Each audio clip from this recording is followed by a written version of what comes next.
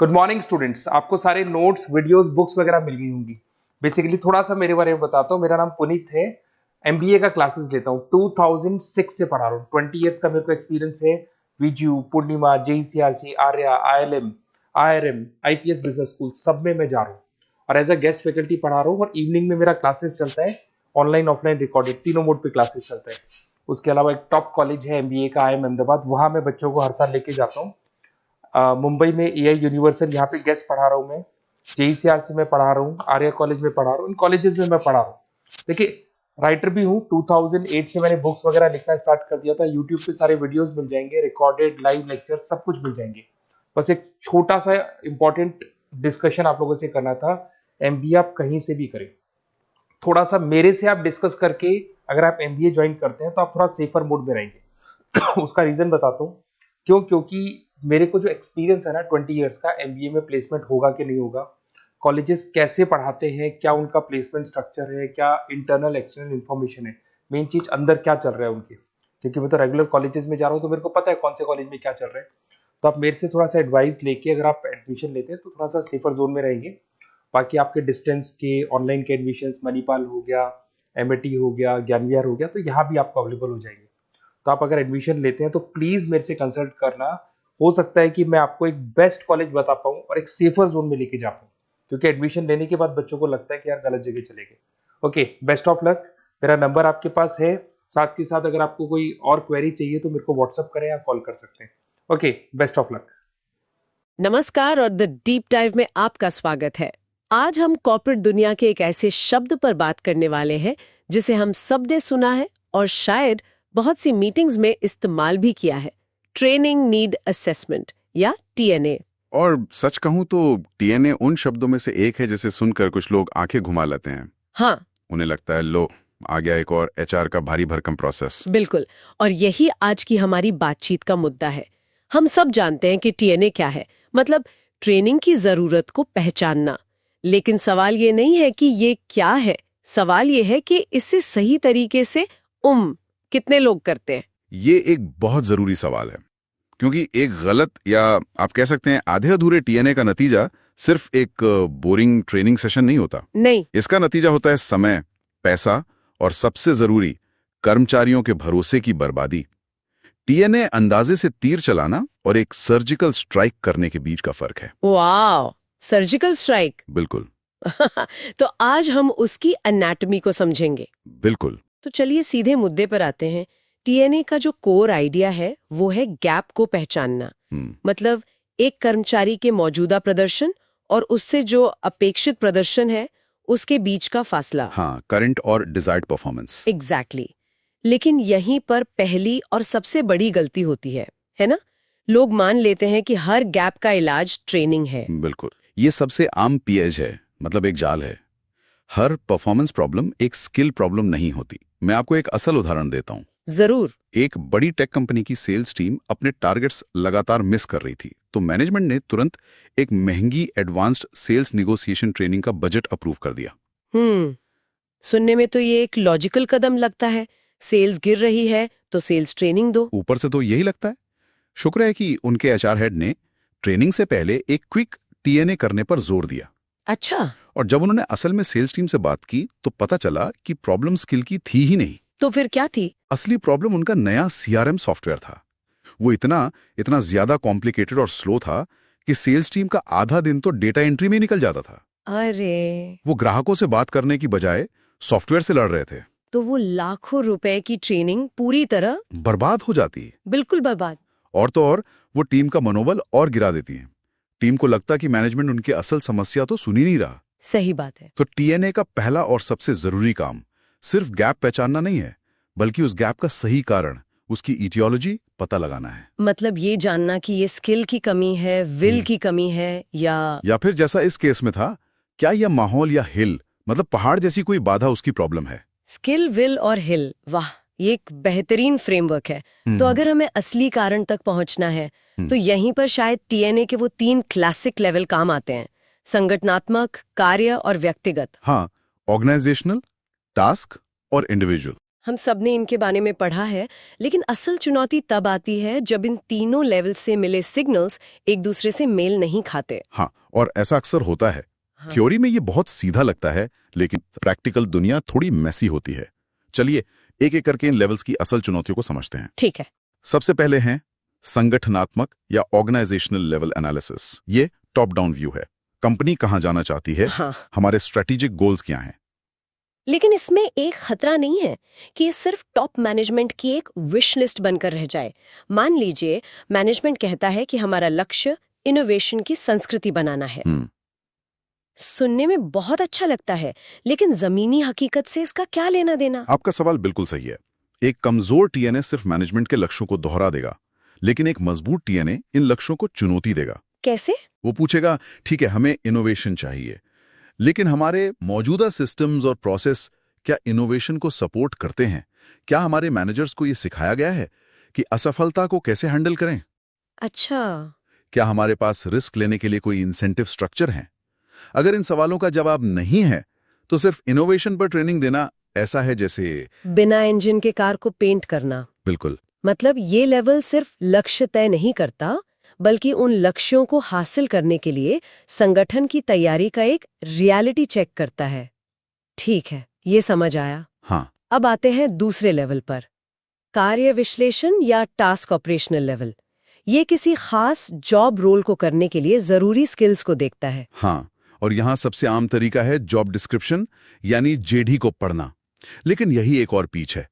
ज्यादातर कंपनियों में जॉब डिस्क्रिप्शन बुरी तरह से आउटडेटेड होते हैं। मतलब? वो शायद 5 साल पहले लिखे गए थे, जब उस नौकरी की जरूरतें बिल्कुल अलग थी। तो फिर सही तरीका क्या है? एक स्मार्ट टीएनए प्रैक्टिशनर सिर्फ ये नहीं देखता कि कागज पर क्या लिखा है, वो उस रोल में जो टॉप परफॉर्मर्स हैं उनके साथ समय बताता है। अच्छा।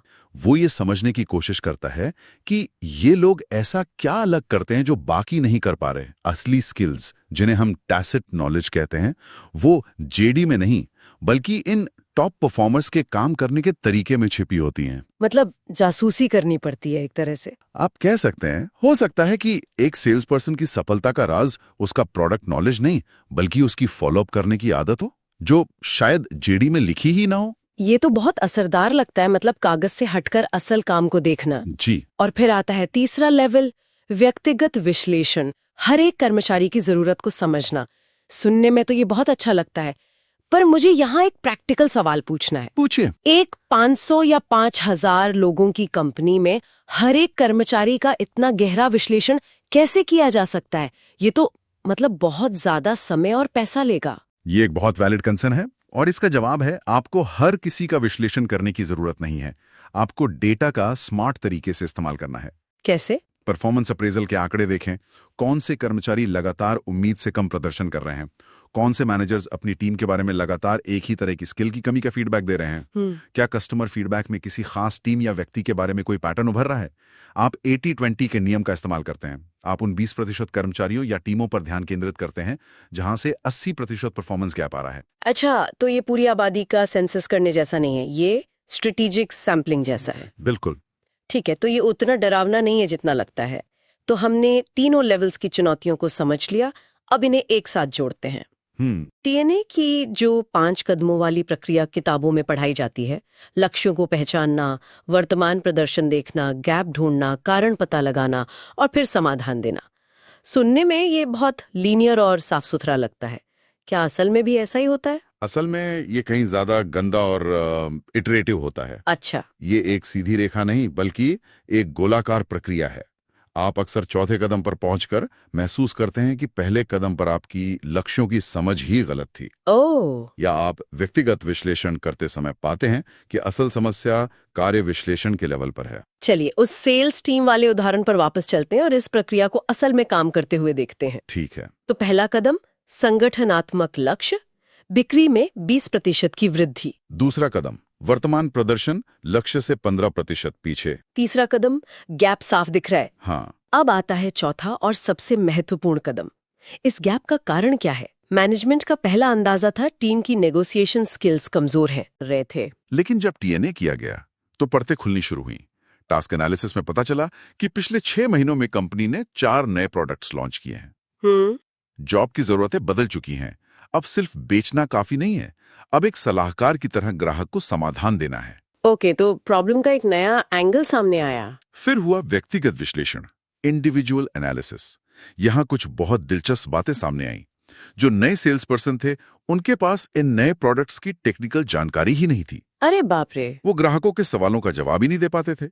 और जो पुराने अनुभवी सेल्स पर्सन थे, उन्हें नए प्रोडक्ट्स तो समझ आ गए थे, लेकिन वो अभी भी पुराने तरीके से हार्ड सेलिंग कर रहे थे, कंसल्टिंग नहीं। और ऊपर से सीआरएम की प्रॉब्लम तो थी ही। वो तो थी। तो देखिए, एक सीधी सादी सेल्स कम है कि समस्या के पीछे कितनी अलग अलग वजहें थी। स्किल गैप भी था, प्रोसेस की प्रॉब्लम भी थी, और शायद पुराने लोगों में विल की भी थोड़ी कमी थी। सही बात है। बिल्कुल। अब हम आते हैं 5वें कदम पर, समाधान की सिफारिश। अब समाधान एक जेनेरिक सेल्स ट्रेनिंग नहीं हो सकता। नहीं हो सकता। समाधान बहुत लक्षित होगा, टारगेटेड। एक, नए कर्मचारियों के लिए इंटेंसिव प्रोडक्ट और टेक्निकल ट्रेनिंग। ठीक है। 2, पुराने कर्मचारियों के लिए कंसल्टेटिव सेलिंग पर एक वर्कशॉप, ताकि वो अपना माइंडसेट बदल सकें। 3, पूरी टीम के लिए सीआरएम सॉफ्टवेयर पर एक रिफ्रेशर कोर्स, और आईटी से बात करके सॉफ्टवेयर की समस्याओं को ठीक करवाना। और मैनेजर्स के लिए भी कुछ? हाँ बिल्कुल। चौथा पॉइंट, मैनेजर्स के लिए अपनी टीम को कोचिंग देने पर एक सेशन, ताकि वो इस बदलाव में टीम की मदद कर सके। ये तो बिल्कुल अलग तस्वीर है। ये एक ब्लंट इंस्ट्रूमेंट की जगह एक सर्जिकल किट की तरह है, हर समस्या के लिए एक अलग टूल। और अब मुझे समझ आ रहा है कि क्यों एक अच्छा टीएनए इतना जरूरी है। इसके फायदे सिर्फ पैसे बचाने से कहीं ज्यादा हैं, बहुत ज्यादा। कैसे? जब आप इस तरह की लक्ष्य ट्रेनिंग देते हैं तो कर्मचारियों को लगता है कि उन्हें सुना और समझा जा रहा है। उनका आत्मविश्वास बढ़ता है। हाँ, उन्हें लगता होगा कि कंपनी सिर्फ फॉर्मेलिटी नहीं कर रही। एग्जैक्टली। उन्हें लगता है कि कंपनी उनके विकास में सच में निवेश कर रही है। और संगठन के लिए फायदे तो साफ है, बेहतर प्रदर्शन, ज्यादा उत्पादकता। लेकिन शायद एक और फायदा है जिसके बारे में कम बात होती है। ये कंपनी को भविष्य के लिए तैयार करता है। आपने बिल्कुल सही नब्ज पकड़ी हैं। टीएनए का एक बड़ा हिस्सा भविष्य की जरूरतों का अनुमान लगाना भी है। आज हमारी इंडस्ट्री किस दिशा में जा रही है? अगले 5 सालों में एआई और ऑटोमेशन हमारे कौन से जॉब्स को बदल देंगे? उन बदलावों के लिए हमें आज से कौन सी स्किल्स बनानी शुरू करनी होंगी? तो ये प्रोएक्टिव होना है। बिल्कुल। एक बेहतरीन टीएनए सिर्फ आज की समस्याओं को हल नहीं करता, ये कल की चुनौतियों के लिए संगठन को तैयार करता है। ये प्रतिक्रियाशील, मतलब रिएक्टिव होने के बजाय सक्रिय, प्रोएक्टिव होने की कला है। तो इस सब का असल में मतलब क्या है? आज की हमारी बातचीत से जो सबसे बड़ी बात मेरे लिए निकल कर आई है वो ये है कि ट्रेनिंग नीड असेसमेंट कोई फॉर्म भरने की एक्सरसाइज नहीं है। नहीं, बिल्कुल नहीं। ये एक खोजी पत्रकार के तरह सवाल पूछने, एक डॉक्टर की तरह निदान करने और एक रणनीतिकार की तरह योजना बनाने का एक मिला-जुला रूप है। बिल्कुल। ये संगठन के स्वास्थ्य का एक डायग्नोस्टिक टूल है, और जैसे आप किसी एक ब्लड टेस्ट के आधार पर पूरी सेहत का अंदाजा नहीं लगा सकते, सही बात है, वैसे ही आप सिर्फ एक सर्वे के आधार पर एक अच्छा टीएनए नहीं कर सकते। इसके लिए आपको डेटा, बातचीत और ऑब्जर्वेशन तीनों को मिलाना पड़ता है। ये वाकई एक गहरा विषय है और ये सिर्फ एचआर डिपार्टमेंट का काम नहीं है, ये हर मैनेजर और लीडर की जिम्मेदारी है। अंत में जब कर्मचारी देखते हैं कि उनके लीडर्स उनकी जरूरतों को समझने के लिए इतनी मेहनत कर रहे हैं, तो उनका कंपनी के प्रति वफादारी और जुड़ाव अपने आप गहरा हो जाता है। ये एक ऐसी जीत जीत की स्थिति, एक विन विन सिचुएशन है जिसे कोई भी संगठन नजरअंदाज नहीं कर सकता। ये एक बेहतरीन अंत है और मैं अपने श्रोताओं के लिए एक विचार छोड़ना चाहूंगी। आज हमने संगठनों के संदर्भ में टीएनए को समझा, लेकिन क्या हम इस स्किल, विल और हिल वाले फ्रेमवर्क को अपने व्यक्तिगत जीवन में भी लागू कर सकते हैं? जरूर कर सकते हैं। जब हम अपने किसी लक्ष्य में अटक जाते हैं, चाहे वो प्रमोशन हो, कोई नई आदत हो या कोई पर्सनल प्रोजेक्ट, तो क्या हम रुककर खुद से ये सवाल पूछ सकते हैं, क्या मेरे पास इसे करने के लिए स्किल नहीं है, या इसे करने की विल यानी इच्छा शक्ति नहीं है, या फिर कोई बाहरी हिल यानी बाधा मेरे रास्ते में खड़ी है?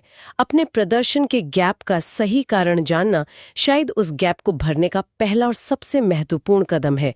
इस पर जरूर सोचिएगा।